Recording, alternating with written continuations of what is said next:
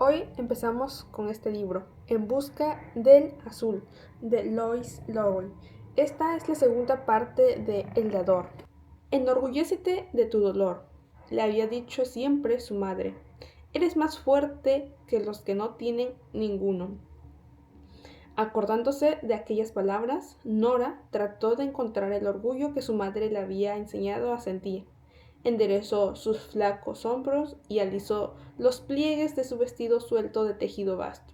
Se había lavado con esmero en el agua clara del arroyo y se había limpiado las uñas con la punta de un palito.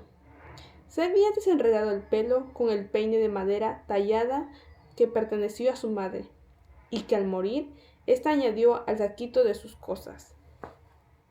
Respiró hondo para tranquilizarse y tocó con los nudillos en la maciza puerta de la sala donde ya estaba reunido el consejo de guardianes.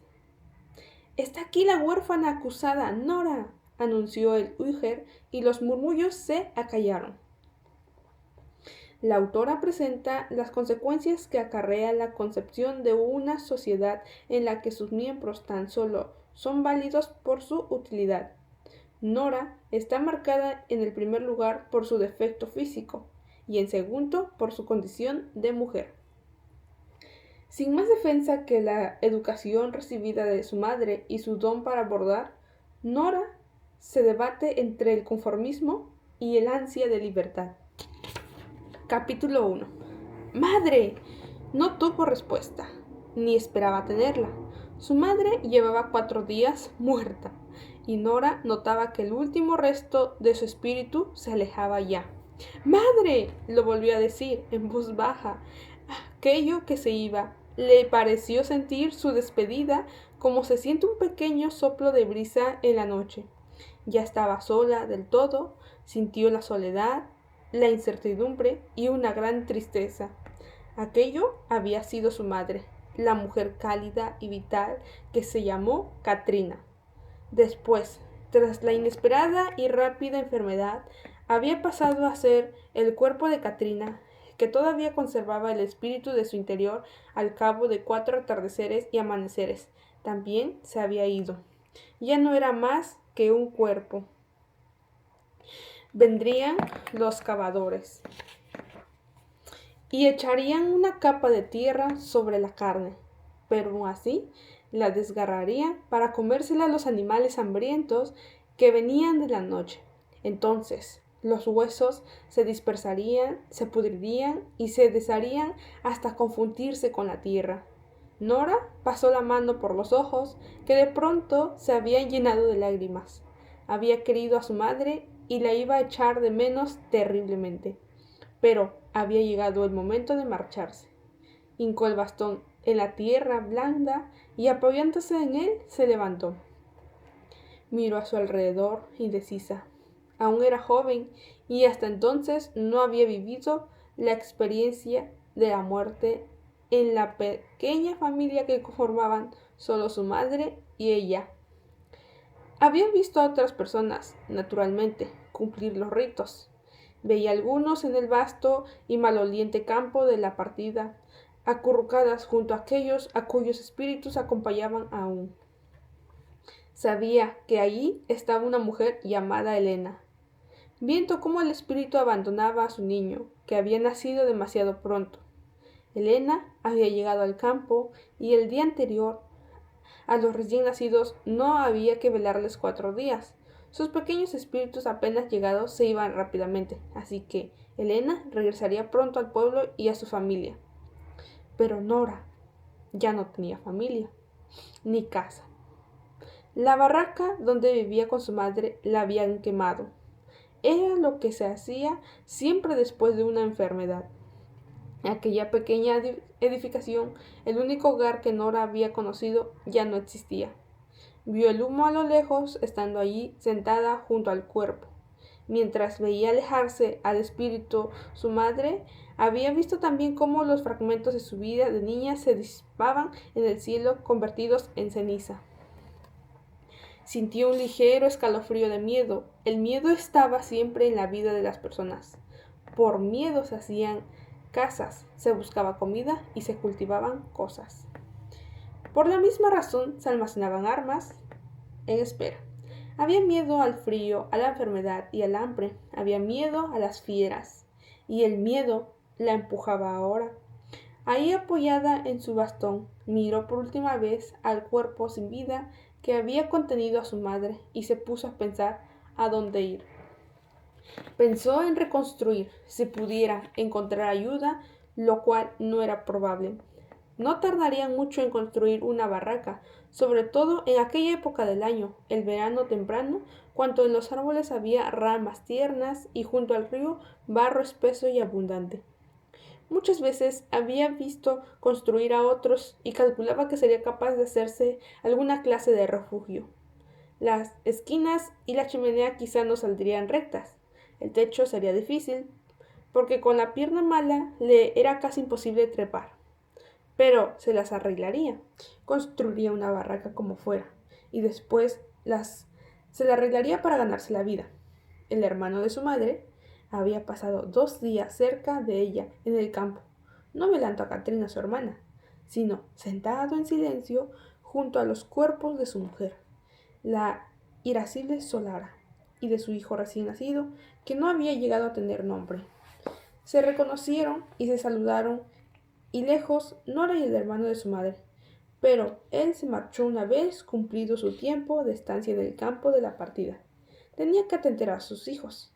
Habían tenido otros 2, además del que causó la muerte de Solara. Los otros eran todavía pequeños, y sus nombres aún tenían una sola sílaba, Dan y Mar. Quizá podría yo cuidar de ellos, pensó Nora, por un instante, tratando de imaginarse un futuro en el pueblo. Pero apenas despuntó esa idea en su interior cuando se le dijo que no podía ser. Los hijos de Solara serían repartidos entre quienes no tuvieran. Los niños sanos y fuertes eran valiosos. Debidamente enseñados, podían contribuir al sustento de la familia y habría muchos que quisieran a aquellos niños. Nadie querría a Nora. Nadie la había querido nunca, excepto su madre. Muchas veces le había oído contar la historia de su nacimiento. El nacimiento de una niña sin padre y con una pierna torcida. Y cómo había luchado para mantenerla viva. Vinieron a buscarte, susurró Nora, relatando la historia. Una noche en la barraca, junto al fuego ardía vívidamente. Tenías 1 día de edad. Todavía no te habíamos puesto tu nombre de niña de una sílaba. No. Exactamente, no. Trajeron comida y te iban a llevar al campo. Nora se estremeció. Era el uso, era la costumbre y era lo piadoso de volver a la tierra al recién nacido imperfecto y sin nombre antes de que su espíritu le llenase y le hiciera humano. Pero se estremeció al pensarlo. Katrina acarició el pelo de su hija. No lo hacían con mala intención, le recordó, y Nora sintió. No sabían que era yo. No eras tú todavía. Cuéntame otra vez por qué les dijiste que no, susurró Nora. Su madre suspiró al recordar. Yo sabía que no tendría más hijos, explicó. A tu padre se lo habían llevado las fieras. Varios meses antes se fue a casar y no regresó. Así que yo no volvería a ser madre. A lo mejor, añadió, con el tiempo me habrían dado uno huérfano para que lo criase.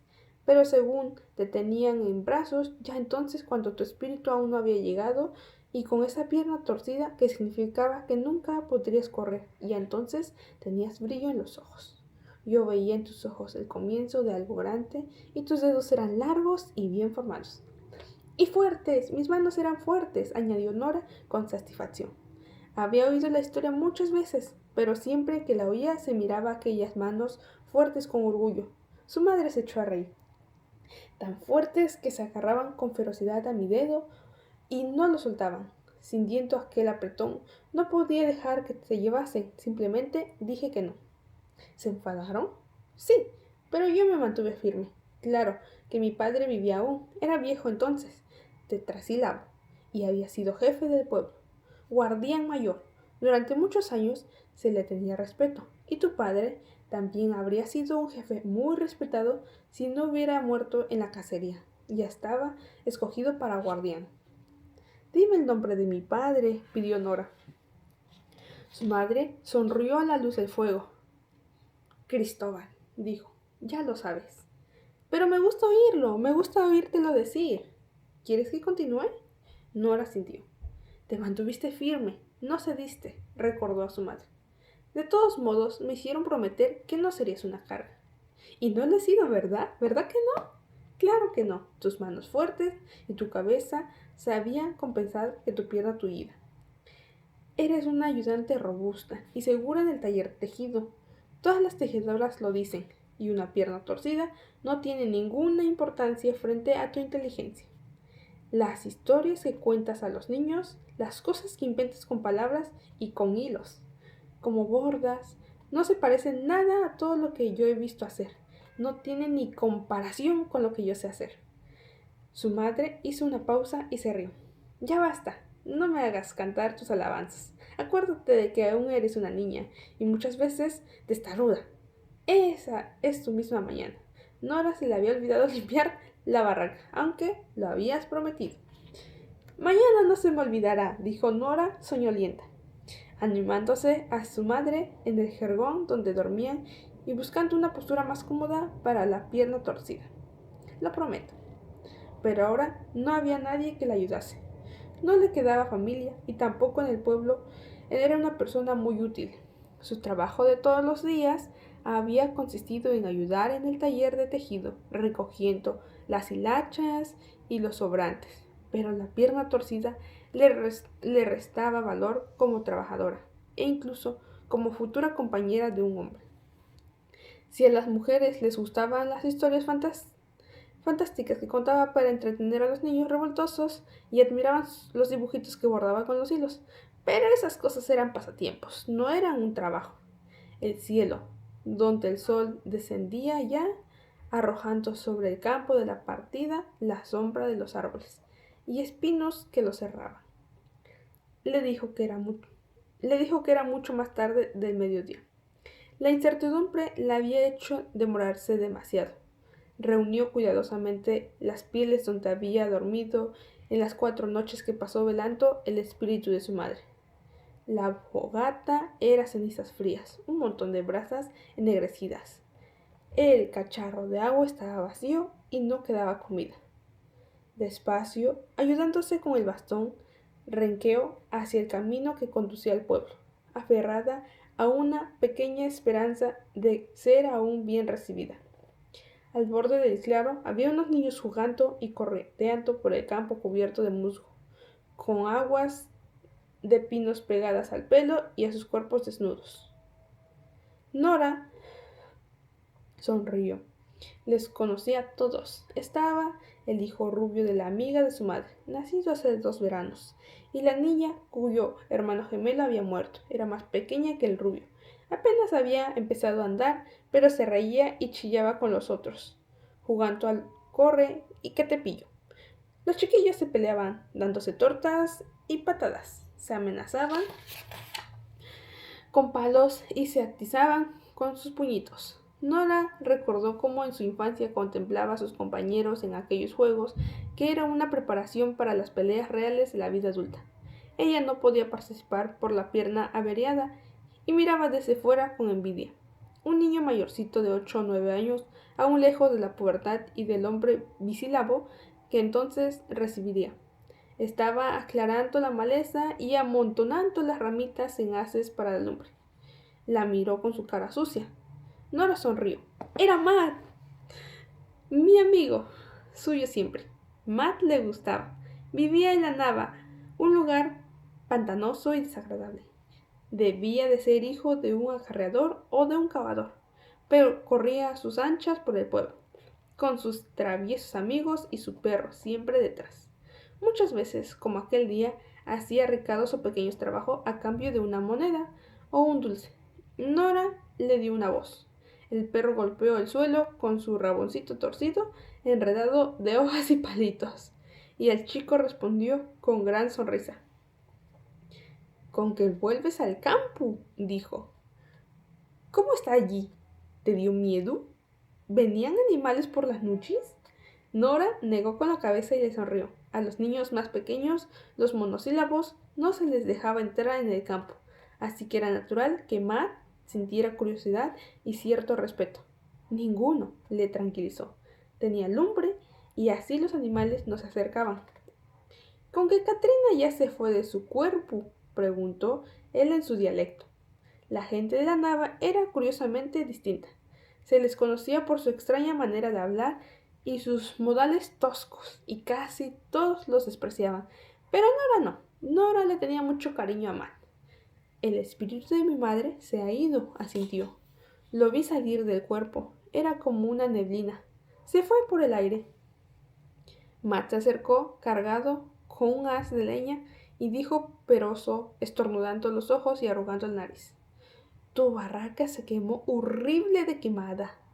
Nora sintió. Suponía que habrían destruido su casa, aunque había tenido una secreta esperanza de equivocarse. Sí, suspiró, y todo lo que había dentro, y mi bastidor. ¿Me han quemado el bastidor de bordar? Matt frunció el entrecejo. Yo intenté salvar cosas, pero casi todo quemóse. Solo tu barraca, Nora. No como cuando hay una enfermedad grande. Esta vez fue solo tu madre. Ya lo sé. Y Nora volvió a suspirar. En el pasado había habido enfermedades que se extendían de una barraca a la siguiente con muchas muertes. Cuando esto sucedía, se hacía una quema enorme, seguida de una reconstrucción que era casi una fiesta, por el ruido que hacían los constructores al tender el barro húmedo sobre las paredes de madera de la nueva edificación y golpearlo metódicamente para alisarlo. El aire seguía oliendo a quemado mientras se alzaban las barracas nuevas. Pero aquel día no había fiesta ni nada. Solo sonaban los ruidos de siempre. La muerte de Katrina no había cambiado nada en la vida de los demás. Katrina había estado allí y ya no estaba. Las vidas de los demás seguían. Nora, todavía con Matt a su lado, se detuvo en el pozo para llenar el cacharro de agua. Por otras partes se oían discusiones. La discordia era un ruido de fondo constante en el pueblo, las palabras duras de los hombres que se disputaban el mando, las bravatas y los improperios agudos de las mujeres, envidiosas unas de otras, irritadas con los niños que berreaban y se les agravaban las faldas y que muchas veces salían despedidos de un puntapié. Haciendo víscera con la mano, Nora entornó los ojos frente al sol de la tarde y buscó con la mirada el lugar donde había estado su barraca. Respiró hondo. Habría que andar mucho para recoger ramas verdes y sudar mucho para acarrear el barro desde la orilla del río. Los maderos para las esquinas serían pesadas y difíciles de arrastrar. Tengo que empezar a construir, dijo a Matt, que aún sostenía un haz de ramas entre sus brazos sucios y arañados. ¿Quieres ayudarme? Podría ser divertido hacerlo entre dos, y añadió.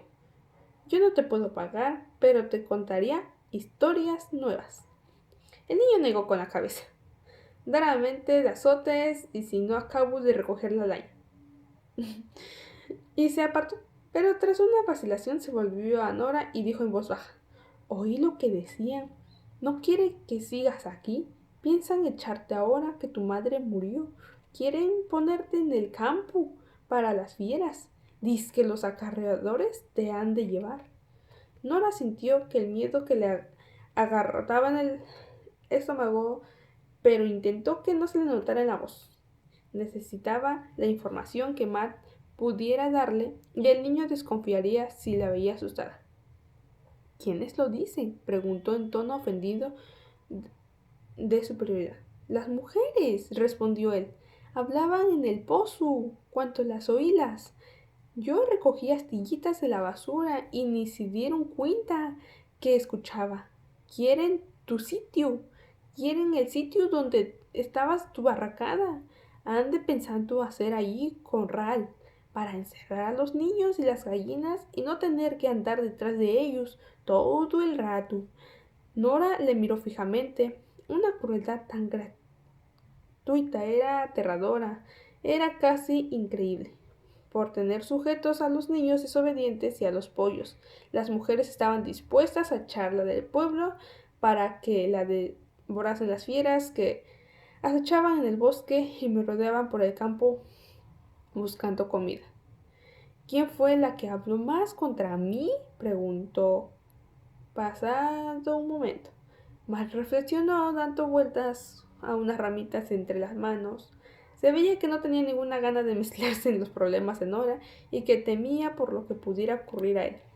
Pero siempre había sido su amigo. Por fin, después de echar una ojeada en torno para comprobar que nadie las oyera, dijo el nombre de la persona con la que Nora tendría que enfrentarse. Bandara, susurró. No era ninguna sorpresa. De todos modos, Nora se le cayó el alma a los pies. Este es el capítulo 1, es lo que ha pasado, es la introducción de todo lo que vamos a estar leyendo por los próximos 19 capítulos. Aquí la protagonista es Nora, su amigo Matt, el perrito acompañante de Matt siempre, el enfrentamiento que tendrá con Bandara y todo lo que sucederá porque el sitio, el terreno donde estaba su barraca, pues ya no será para ella. Entonces, ¿a dónde irá ella a vivir ahora? ¿Y qué es lo que hará si no se le considera útil dentro del pueblo, dentro de las actividades que se realizan en el pueblo? Entonces, esto fue, o esto es, En busca del azul. Vamos a conocer el azul.